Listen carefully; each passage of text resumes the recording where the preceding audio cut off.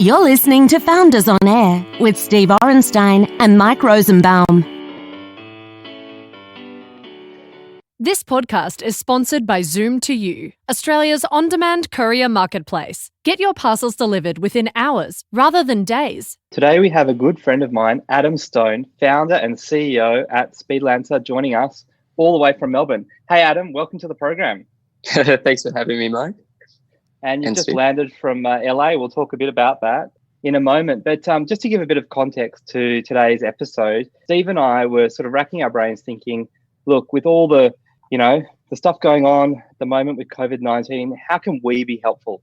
And we really had to think about it. And what we thought was, a lot of us are now working remotely. So excuse any background noise today. We're all working from home. We've got kids in the background and things like that.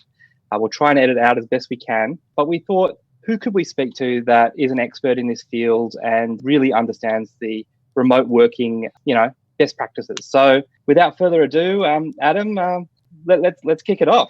What do you do when you're not busy running Speedlancer? When I'm not busy running Speedlancer, I am probably thinking about running Speedlancer, as any good entrepreneur who has the great pleasure of working on their hobby for a living. I believe in the future of work and all that stuff. But, on a more personal level, I guess, gym, living in LA, socializing, all the normal kind of stuff. I've actually more recently gotten into kind of doing some little equity investments on the side, like, standard share market type stuff. And I've been enjoying doing that mostly as a hobby more than anything. But it's, I think, earning money from doing nothing, even if I fluked it only a couple of times, it's kind of addictive. So I'll probably learn my lesson and lose any of the money that I've just earned. But that's a fun little hobby that I've discovered. Cool. That sounds good. You have to tell us more about that a bit later.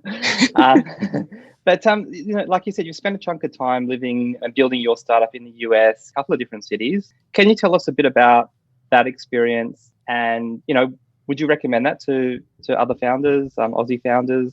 Maybe some tips about setting up in the US. And we'll talk a bit about Speedlancer in a minute too. Yeah, absolutely. So I've probably lived in at least 5 cities in my life. Over 6 months I call a live, and then another couple of cities for less than 6 months. And I've been traveling and that sort of thing, especially during uni, which Steve asked me why I stopped doing law school. And that would have been the primary reason because they stopped. They said, if you're not going to enroll this semester, then you can't continue law, and they wouldn't let me study online. But I guess I seek different cities for different needs, either personal or business related, preferably business related. So I lived in Brisbane for the government grant program over there, San Francisco when we launched 500 startups. I only moved back from San Francisco to Australia because of visa issues. Los Angeles for me was a good balance, which is what I needed in my life. When I realized that running a startup was actually a marathon and not really a sprint. So LA has been a great balance for me, lifestyle wise, but also being in the proximity of my team, so time zone wise, and also near investors and near San Francisco and near potential partners for the business. So yeah, that's kind of why I've been shifting around. But more recently, I've just found that I've needed to stay in one location, and LA is great. Also because it's one direct flight from Melbourne, which in times of crazy global disasters, it's nice to be able to fly back immediately if I need to. Yeah, absolutely. And so with 500 startups, that was your sort of foray into the US? And tell us a bit about that experience. Yeah, so I had come into 500 startups as the second youngest founder to ever go through at the time. The first youngest, Tim Che, is now actually the general partner of 500, which is cool. And I was, I think, 20 years old, so that was pretty wild. I mean, I met Dave McClure, of course, the founder, when he was in Sydney, actually. I think that was the same time that you and I had met, Mike. Yeah, that's the same event, actually, which is quite about funny. 5 or 6 years ago. Yeah. Yeah, and Dave ended up coming up to me and he said, so how do I invest? And I said, what do you mean? I'm studying in law. I can't just pick up and leave. When is your batch? He says, we're starting in 2 weeks. I said, what about next year? He said, no, that's not going to work. So the next day I came back to him and I said, you know what, I'm going to take your original offer. He said, I don't know if it's open anymore. You should have said yes the first time. He said, but what I can do is guarantee an interview for you. So he kindly gave me an interview, and I ended up getting in, moved to San Francisco 2 weeks later, lived in a hacker hostel with 42 people, half billionaire there who lived in this is a crazy place. I don't know why anyone would want to live there full time. But yeah, just met every eccentric type. And what I learned in 500 was sort of the startup hustle. I'd had an e-commerce business before, which kind of got lucky in a niche. And I had this vision for Speedlancer, or kind of barely. It was more like a side project for me. And the vision actually kind of developed as I went. And I realized, I was just seeing other people just hustling so hard. And of course, 95% of the batch is no longer alive. Their hustle may have burnt them out, or they just burnt through investor cash due to being inefficient. But the last 5%, I invested in one of the companies. Another one has now raised $25 or $35 million. So just an amazing experience to see from the ground up what it takes to build a startup in the US. And that was mind-opening for me. Came in thinking I knew everything and left knowing I knew absolutely nothing about anything. Yeah, awesome. Amazing. And apart from, sorry, go Steve. I was just going to say, and so tell us a little bit about what Speedlancer is and sort of who uses it. Yeah, so Speedlancer came out of the vision that I had when dealing with freelancers in my, again, previous business. And what I noticed was that basically when I was, I think it was 18, I got a letter from Odesk, which merged with Elance to become Upwork, telling me I was in the top 10% of users by spend. And sure, I was using freelancers for everything in that business, customer support, development, enterprise customer support, and translation services. I was using Fiverr every week. I remember I gave myself a Fiverr budget, which I loved because I just spent money on growth of SEO and content and Yahoo Answers stuff back in the, it was a little bit easier there to trick Google into ranking you. But I had realized that real businesses were not successfully using freelancers like I knew that they could. And that's when I set out to start Speedlancer. And so the vision is to create an efficiency and a complexity that hasn't really been done before with freelancers. Freelancers are quite unreliable. They're often not a cultural fit. They're dealing with multiple clients at once. You're probably not going to be their favorite client just because if they're dealing with 5 or 10, the chances are someone else is going to be spending more than you or being a better client, and so on. And so the vision behind Speedlancer really is to eliminate the hiring and picking and choosing process, which takes 3 to 14 days on other platforms. And we successfully did that a few years ago. And then we introduced a complexity, which is a complexity layer, which is a workflow system. So we actually sell predefined workflows of freelancers, say a content marketing team, as we call it, with strategists, researchers, writers, designers, illustrators, animators, infographics, and so on. And we collaborate now, a team of talent on the fly, involving half a dozen or a dozen freelancers, adding them automatically into your Slack team, into a Slack channel, and adding and removing the freelancers automatically. So we're trying to give a kind of an agency-esque experience, but we're streaming the talent or giving the talent directly to you without the middle layer. So that's the broad gist of what we do. Yeah, okay, cool. And the types of clients that are using this? I'd say half of our clients are agencies, actually. We've got some agency plans, and they use us to help them deliver work on behalf of their clients. Of course, the agency gets to focus on strategy and all that stuff. We just help them execute, so their clients don't tend to really mind. Although we don't get too many agency testimonials because they say that we are their secret sauce, yeah. which kind of sucks. But more recently, with the introduction of the 5 team plans that you see on the website, like the content team and the virtual assistant team and all that stuff, actually direct businesses have been starting to use us more, which is nicer for me from a storytelling perspective because I can actually share real client stories. Yeah, cool. Yeah. Cool. And how quickly can someone get up and running and to start using? Well, so they would purchase a plan from us, and then we start assembling the team on the fly. So each task normally takes about 5 to 60 minutes to allocate someone, as opposed to that 3 to 14 days. Wow. But of course, if you don't like the person, you just click thumbs down in Slack, or you talk to your concierge, and we guarantee all the outputs. If you're just not happy, we replace the work. But yeah, you can get started certainly within the day. Someone will start working. Yeah, right. That's awesome. And how big is that pool of people that you've got available? We've got about 500 immediately available. Okay. And then we have broader queue system of 2,500 or 3,000 people at the moment. Yeah, awesome. Excellent. And so today, I guess our focus is to talk about remote work.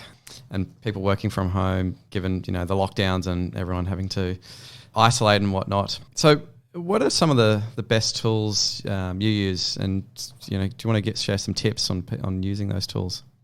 Yeah, so I try to keep things pretty simple. In terms of tools, we have a pretty standard stack. Slack is a big one, and email is the other one. But I do things a little bit differently on them, I think. So with Slack, personally, I turn off all notifications on my phone. On the computer, I have notifications on, but I don't always have Slack actually open. And then I have WhatsApp as an urgent, triaging system. So if someone WhatsApps me, then, I know I have to look at it much sooner. And of course, they can also call me. And I've found that that's reduced my stress personally as well. Last year, I think about May or June, I was extremely burnt out. I remember calling one of my advisors and I was on just the brink of being totally run down. I think it was actually, looking back on it, I just moved to the US, which was a time zone shift as well. So I was used to being in Australia, which was kind of the opposite time zone of my team. So I found I had much more time during my day to focus on doing work and not being feeling like I'm being assaulted with messages all the time. Yeah, okay. But when I was in the US, obviously being in the same time zone, my advisor told me to take a week off. So I did. And I just read. He told me not to think about work, but inevitably you do. And he said ideas might come. So I just took down notes. And one of those ideas was I just needed to turn off all notifications. And if something was urgent, people could WhatsApp me. And that's kind of stuck, and everyone's adapted to it. And it's been really, really handy. Email is great, in my opinion, for to-dos. So if someone says I have to do something, I say, would you mind emailing it to me? Sometimes I email things to myself. With Superhuman, which I found was a great, albeit quite expensive app. And then I let people on our team use their own project management tools. So whether they use Trello or pen and paper, I don't really care. I'll log in or check on it if they want me to, but mainly I just ask for them to send me updates on an agreed schedule. So that's kind of the standard stack. So do they just send you an email or something?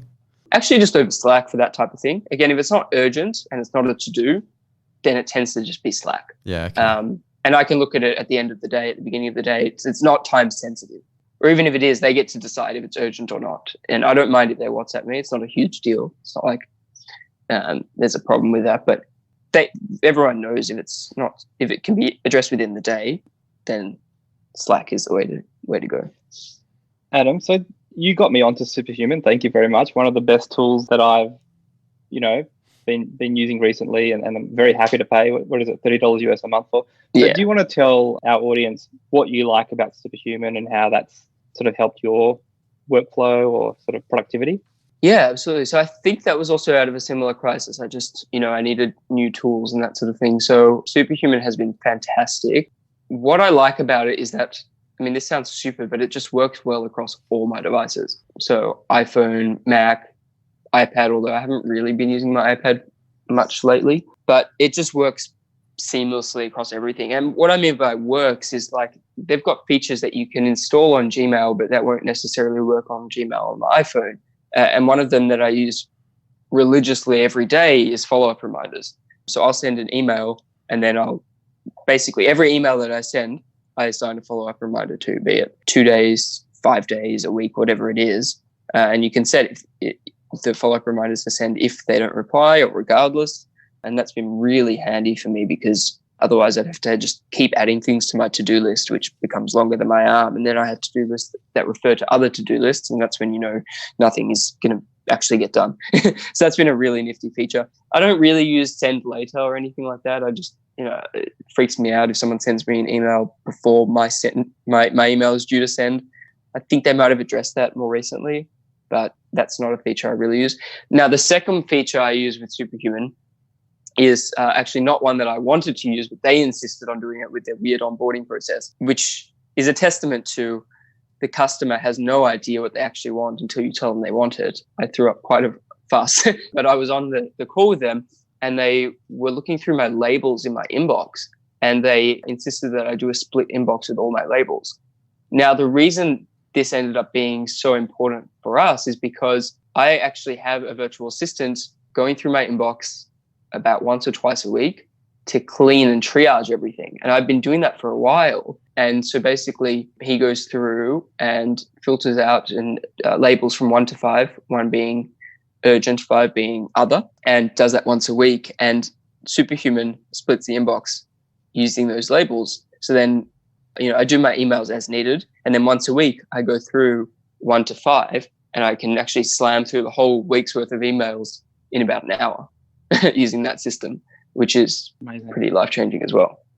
And do you find that you get to inbox zero quite frequently throughout the day? Inbox zero is not something I really worry about. I just look through each of those 5 categories, and then occasionally, like after in that 1 hour or 2 hours or whatever I take, I will go through, look at the emails that I actually need to respond to, and just start archiving the rest. Occasionally, I'll just declare email bankruptcy if no one has followed up with me. It is a real thing, isn't it?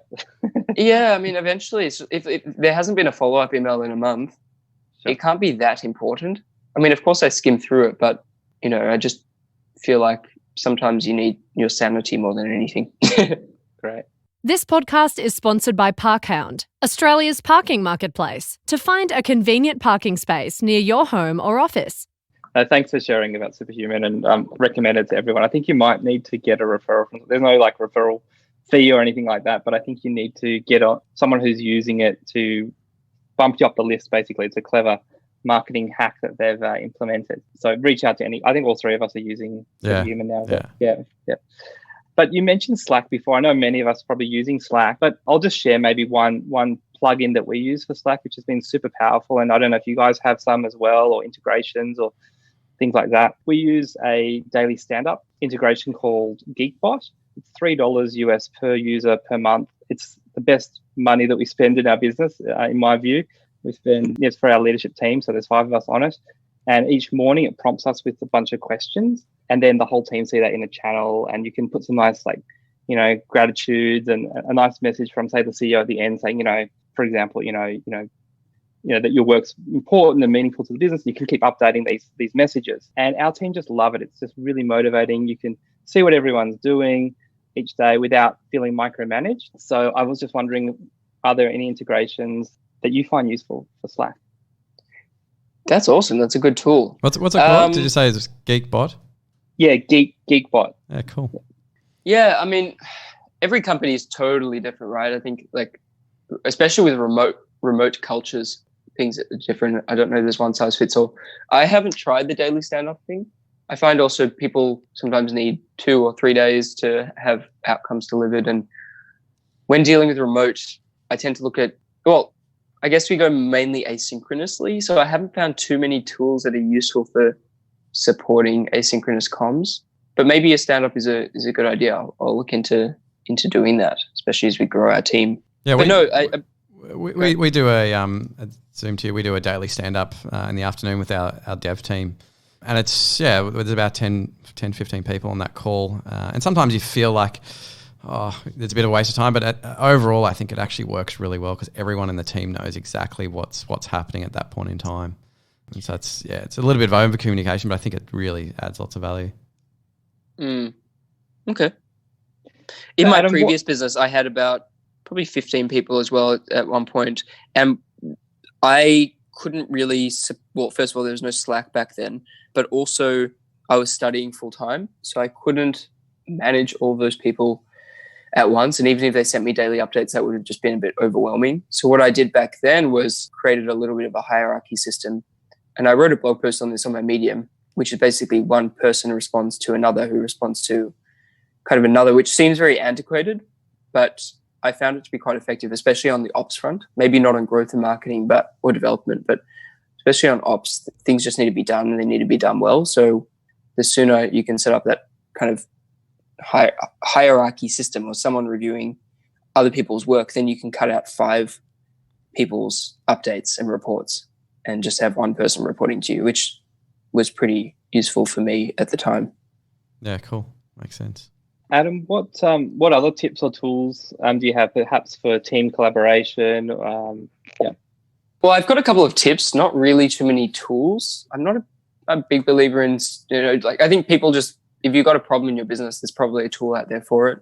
So you use whatever tool really. But I find that when dealing with a remote team especially, and this can be a big shift for people and not something too easily to get around, but monitoring outputs and not really time, I don't know if that's something that you agree with or disagree with as part of your remote teams, but that's been something that has really been something that I've focused on from the outset. And especially, when dealing with freelancers, I also prefer fixed price engagements as opposed to hourly, because I find that aligns incentives closer to the outputs and, again, not really time. And Speedlancer likewise is designed around that philosophy, because I find that freelancers know how much time they need to spend and they create their own comfortable buffer. And instead of me monitoring the outputs, instead of me monitoring the time, I can just look at the outputs. I know how much I'm going to spend. And so whether they're a team or freelancer, been really important for us as well, and just reduces stress for everyone. They're not being micromanaged and looked over their shoulder. Yeah. Yeah, I think that's a really good point. I think, that's the same way I manage. I just manage based on output rather than sitting there and micromanaging. It's a much easier way of managing people. There's another tool that we use inside of Zoom2U that's quite useful. It's called Slight. It integrates with Slack, and it's basically like a knowledge bank. And so you can record all your documents in there, and so that you've got this full help manual, but it works really nice. It's got a local tool that you can run on your mobile device or even on your desktop in the same way that Slack sort of operates.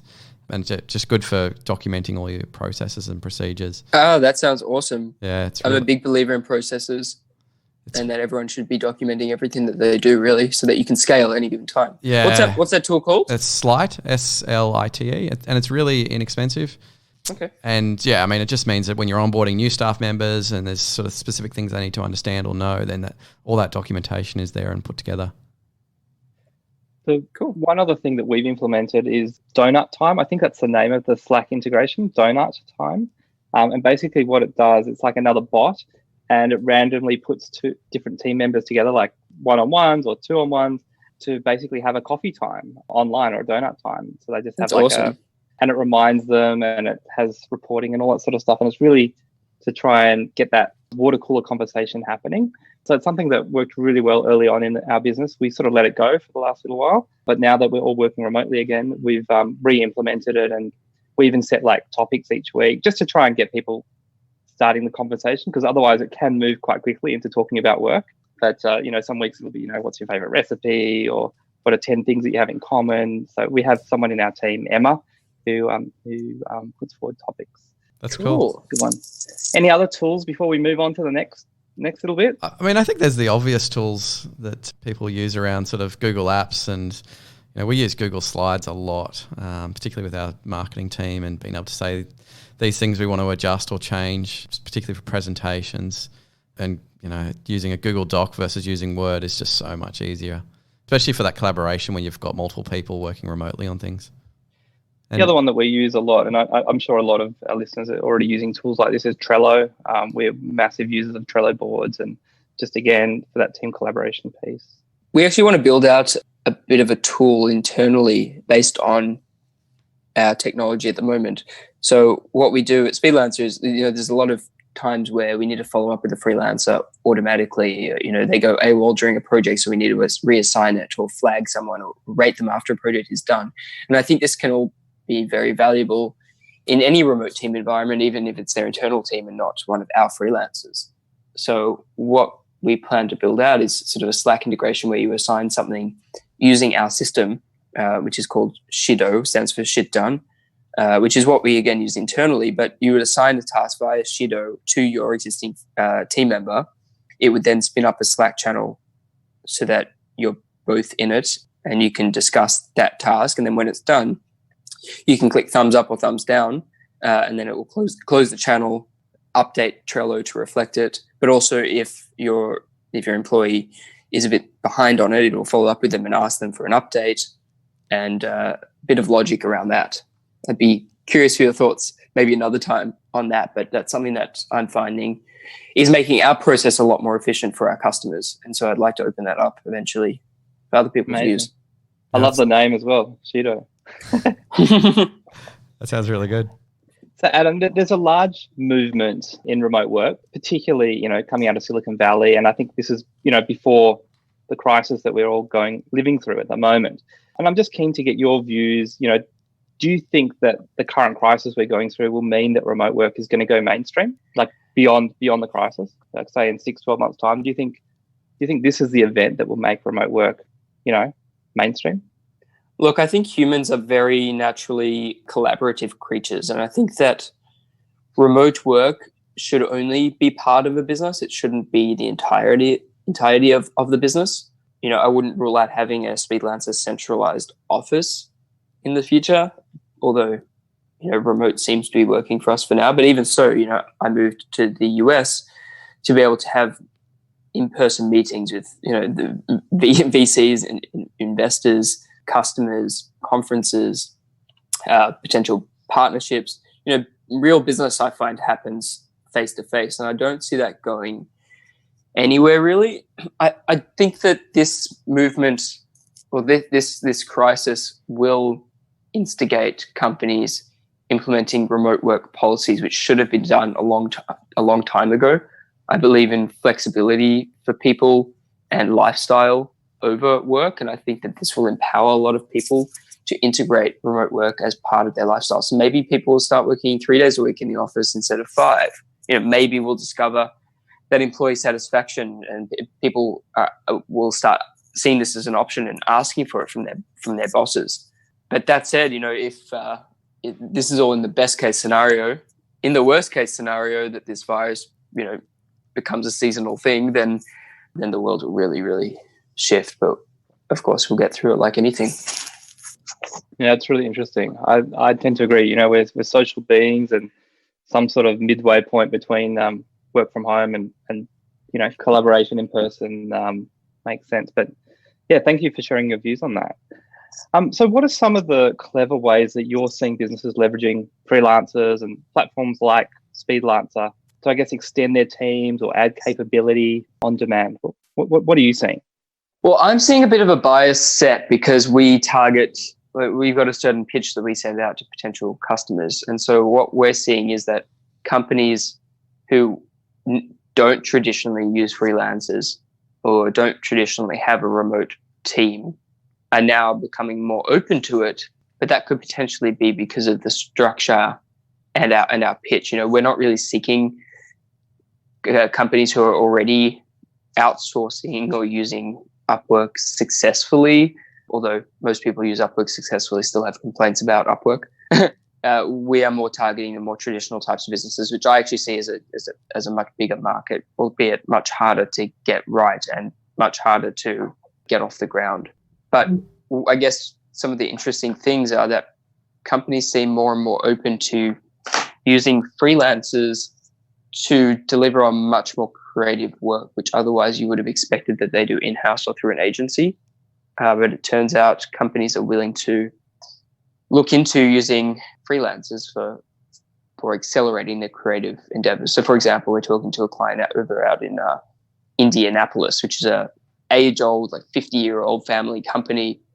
They've got one marketing person they just hired, but that marketing person needs to turn content collateral into a bunch of social media snippets and white papers and ebooks and email campaigns and animation videos and stuff like that. So they've come to us because they need to accelerate all of that content production, and it's not worth their while to do that in-house in a new digital world where content is king. So that's a really big market for us, I think. Yeah, it makes a lot of sense.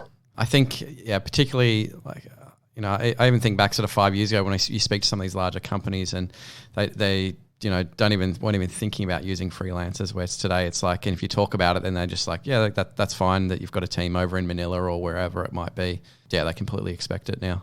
Yeah. So tell us a little bit about sort of as your business has sort of grown. So how long has Speedlancer been running for now?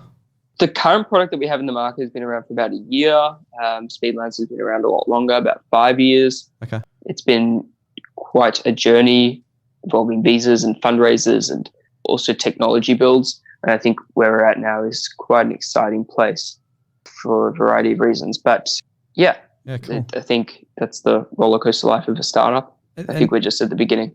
and tell us, share those sort of experiences with some of the other sort of startup founders out there. Like what were the things that were sort of unexpected or things that were really threw you off on your course of building this? Yeah, I mean, there's been some really, really crazy ones lately. I will probably share those kind of when I can, but just kind of fundraising events that didn't go quite as expected, which I think is an inevitable event for a lot of companies out there. Some other things like, visas and customers, pulling out at the last minute. But also, we've done well in migrating everything that we do to recurring business now. So we tend not to do much ad hoc work. So I'm quite proud of where we are at, and I'm excited for where we're going to be. Yeah, cool. And how hard is it for an Aussie to get a visa to live into the US? It depends. If you're employed, it's very easy. You can get an E3 visa, which is basically the Iraq war visa to thank us for our contributions. Australia is the only country in the world that has this visa. Wow. And it pretty much couldn't be easier to get it unless you're self-employed, in which case it's a little bit harder. So I'm on a different visa, which I'm actually in Australia to renew at the moment. So that will be, hopefully it'll all go to plan. Yeah, cool. So if you have your own company set up in the US, does that mean you would be classed as self-employed? I'm not sure what the official name is. That's just what I'm kind of calling it. But I think I'm not a lawyer. So there's things like you need a certain number of board members and control of the company, and someone needs to be able to fire you if they need to. You need to be on a certain salary level. Again, I'm not really sure exactly. Yeah, it depends on the visa type as well. And so moving on, like, what do you do from a daily sort of practice point of view, so your daily rituals and sort of managing sort of all your workload? I think you mentioned a few things earlier. Is there anything else that you're sort of doing in sort of how you check your emails, those types of things that you found sort of to help you? Yeah, well, I have been working from home for a while now. I was doing co-working, but then I shifted the co-working to maybe once a week. I wasn't finding that was adding much value, and I found I was really distracted and just not even distracted by people, but more by other people's stories. I wasn't finding that I was getting an enormous amount of value, and I found I just eventually got to a stage where I needed less advice, and I needed more time to do my own research and discovery. And goes into Paul Graham's, one of his essays about startups are very likely to fail. So if you do things the same way as everyone else, then you're also likely to fail. And I find that for me resonated with co-working, which is that it didn't really work for me.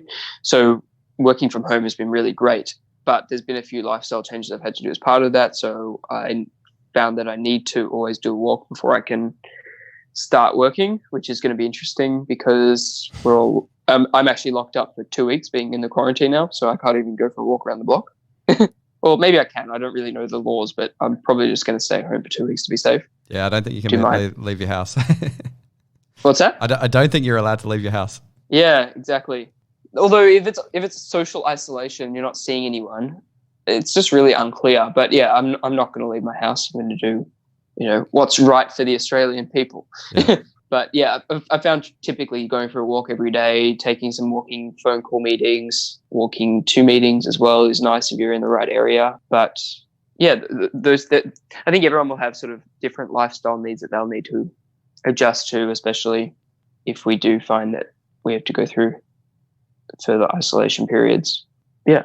Adam, thanks for being so open and sharing today. I know it's a difficult time for everyone, but I think you're really building a great business, and I think you're sort of right place, right time, and the sort of freelancer economy is really, we're just at the start of a huge emerging trend there. So, congrats on what you're building. I guess my last question for you for today's episode is like, what's your big vision? What will Speedlancer look like in sort of 5-10 years time? Yeah, that's a really good question. I chose Speedlancer as something to work on, or continue to work on, because it's a vision that I think it's one of the biggest visions that I could think of that also leverages things that I am passionate about. So creating processes, working with people, not eliminating people, but making them more efficient using technology, especially in a remote world. This is just something that I think is a endlessly growing vision. For Speedlancer in particular, I believe that freelancers can be used to deliver on a variety of processes, being from ops to sales to customer support to development to content marketing. There's just so many angles, even like diligence workflows and things like that. As soon as you create a really efficient process on a task level for finding, recruiting, managing freelancers, then you can do much more complex things, which is what we're starting to do, which is creating workflows where the customer doesn't even need to know who they're dealing with necessarily. Of course, we do show them anyway, but ideally the work just gets done. So I'm a believer that we're doing can apply in so many different verticals, like even recruiting. And, I think that this is really $1 billion vision, whether it's me that does it, we, I should say, or someone else. I think that the concept of using freelancers as part of a variety of business processes is really only just beginning, and technology is needed to really bridge that gap, which is something that really excites me. And I think it's a $1 billion potential vision for the world. Thanks, Adam. That's an amazing vision, very inspiring, and great to speak to you again, mate. And we'll catch up socially, maybe remotely, for the next few weeks. But look, take care, everyone listening today. We'll be back with another great founder story next week. In fact, I think we've got a VC coming up very soon as well. Our VC episodes have been very popular, so back by demand. Bye for now from Founders on Air. You've been listening to Founders on Air with Steve Orenstein and Mike Rosenbaum, a podcast designed for founders by founders to help you scale your business. For show notes and to ask questions for future episodes, go to foundersonair.com. Thanks for listening, and don't forget to subscribe. We'll see you next time.